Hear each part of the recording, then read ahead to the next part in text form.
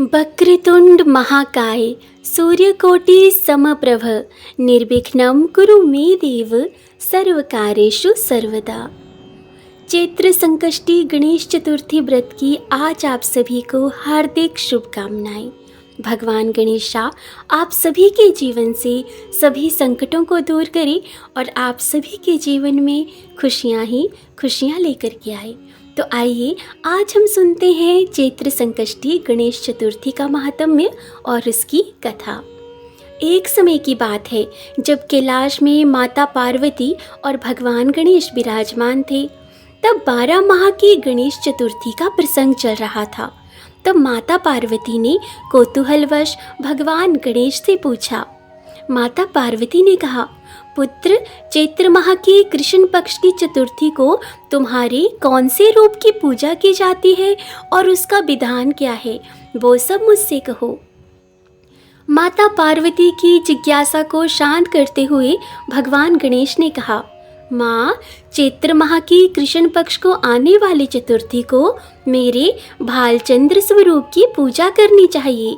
इस दिन पूरे दिन व्रत रखकर रात्रि में षोडशोपचार से मेरा पूजन करना चाहिए और इस दिन व्रत करने से सभी संकटों का नाश होता है।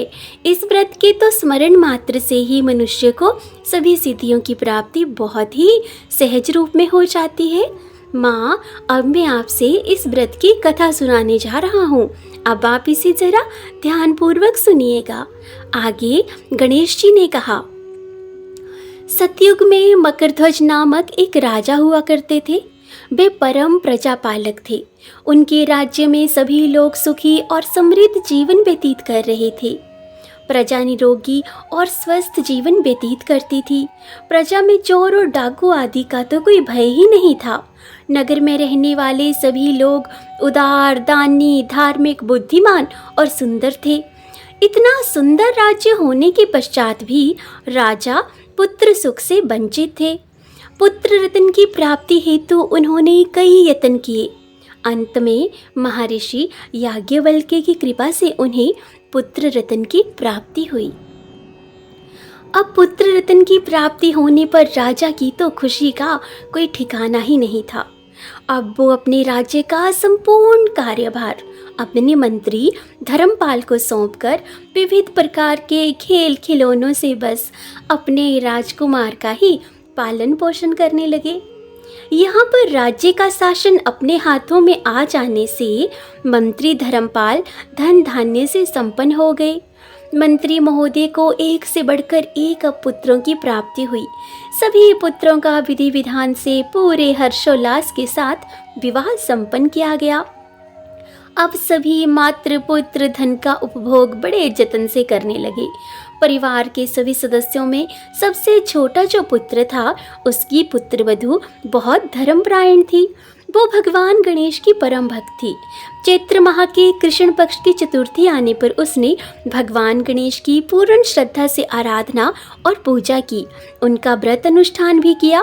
पूजन और व्रत से उनकी सास विचलित हो गई और सास को लगा कि पता नहीं मेरी ये पुत्रवधू क्या करती रहती है। तो उसने अपनी बहू से कहा, अरे ये क्या तंत्र मंत्र करती रहती है, जब देखो तब बैठकर।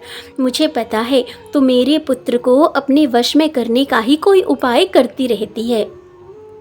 अपनी सास द्वारा बारंबार निषेध किए जाने पर भी पुत्रवधू में जब कोई बदलाव नहीं आया तो उसकी सास पुनः बोली, अरे दुष्टा, मेरे बार बार कहने पर भी तू मेरी बात को नहीं सुनती है।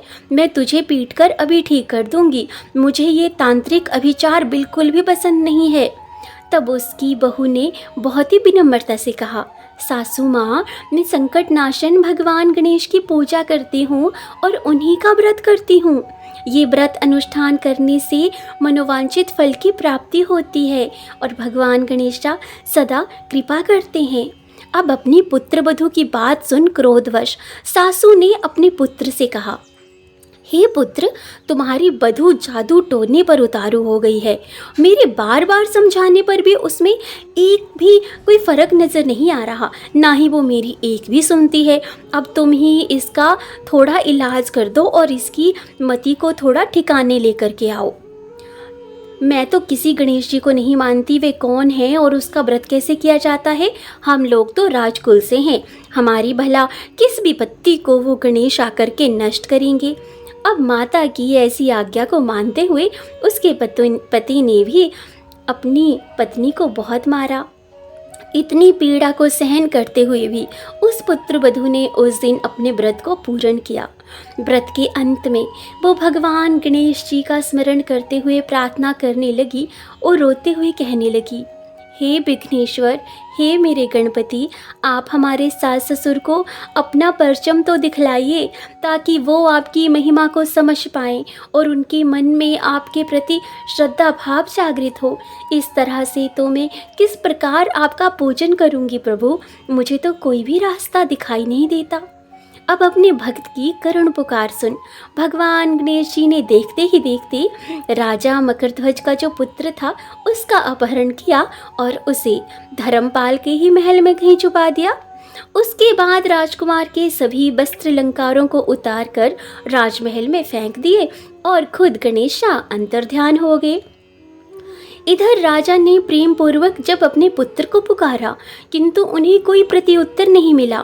प्रत्युत्तर ना मिलने पर उन्होंने शीघ्रता से पुत्र की खोज शुरू कर दी।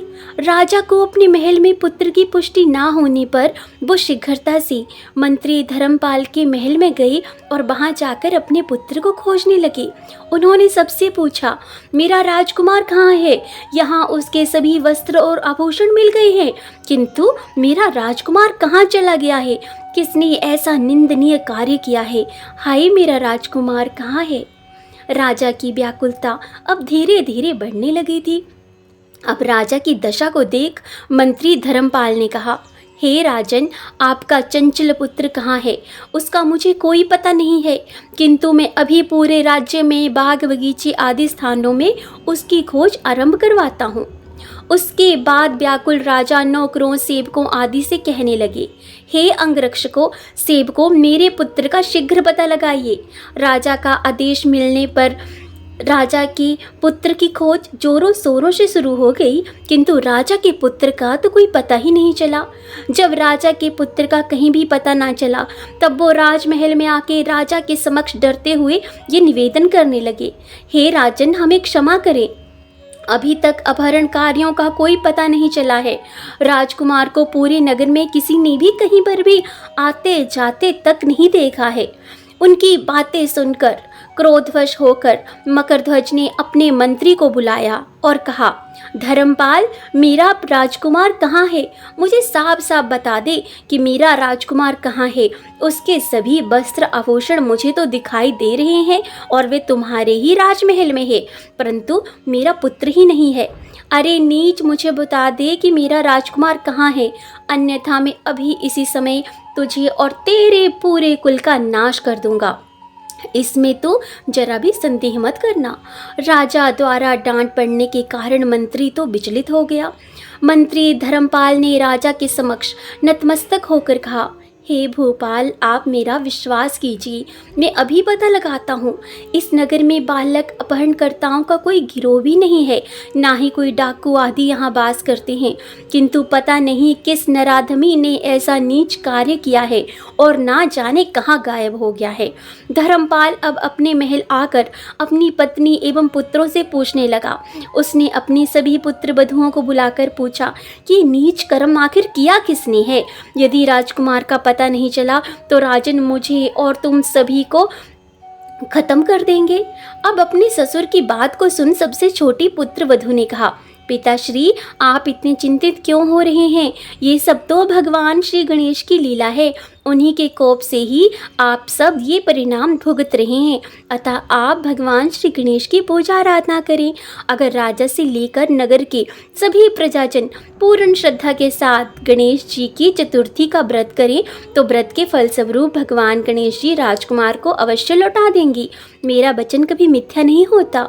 छोटी पुत्र वधु की बात सुनकर ससुर ने कहा, पुत्री, तुम सत्य कह रही हो, तुम तो धन्य हो। हमारे कुल में एक तुम ही हो जो मेरा और मेरे कुल का उद्धार कर दोगी। भगवान गणेश जी की पूजा कैसे की जाती है वो तुम मुझे बताओ। हे सुलक्षणी, मैं मंदबुद्धि होने के कारण भगवान गणेश के व्रत की महिमा नहीं जानता हूँ, अतः मुझ पर और मेरे परिवार पर उनके किए गए अपराध की क्षमा के लिए राजकुमार का पता लगवा दो। तब सभी लोगों ने भगवान श्री गणेश का कष्टनाशक चतुर्थी के व्रत का अनुष्ठान किया। राजा सहित सभी नगरजनों ने गणेश जी को प्रसन्न करने हेतु व्रत का अनुष्ठान किया। सभी के व्रत अनुष्ठान के प्रभाव से अब गणेश जी तो प्रसन्न हो गए और देखते ही देखते सभी लोगों के सामने उन्होंने राजकुमार को प्रकट किया। राजकुमार को अपने समक्ष देखकर राजा सहित सभी नगरवासियों की खुशी का कोई ठिकाना ना रहा। वो बस राजकुमार को आश्चर्यचकित होकर देखने लगी। राजा अपने पुत्र को पुनः प्राप्त कर खुशी से फूले नहीं समा रहा था। भगवान गणेश की लीला को देखकर तो नतमस्तक होकर कहने लगे, भगवान गणेश जी आप धन्य हैं और धर्मपाल तुम्हारी छोटी पुत्र वधू भी धन्य है, जिसकी कृपा से आज मेरा पुत्र यमराज के वहाँ जाकर भी दोबारा लौट आया। अतः आप सभी नगरजन इस संतानदायक व्रत का विधिवत अनुष्ठान करते रहिए। श्री गणेश जी बोले, हे माँ, इस व्रत से बढ़कर इस लोक तथा सभी अन्य लोकों में कोई व्रत नहीं है। इस कथा का श्रवण युधिष्ठिर ने भगवान श्री हरि कृष्ण से सुना था और इसी चैत्र माह की कृष्ण पक्ष को आने वाली चतुर्थी का व्रत करके उन्होंने अपने खोए हुए राज्य को फिर से प्राप्त किया था। और जो भी मनुष्य आज के दिन व्रत नहीं कर सकते हैं, वो अगर आज के दिन इस संकष्टी गणेश चतुर्थी व्रत को भी सुनते हैं तो उन्हें भी व्रत का ही फल मिलता है। तो हे गणेशा जी, आपसे बस इतनी ही प्रार्थना है कि आज के इस पावन दिन पर जिसने भी इस कथा को कहा है और जिन्होंने भी इस कथा को सुना है, आप उनके सभी संकटों का नाश कीजिए। जय श्री गणेशा।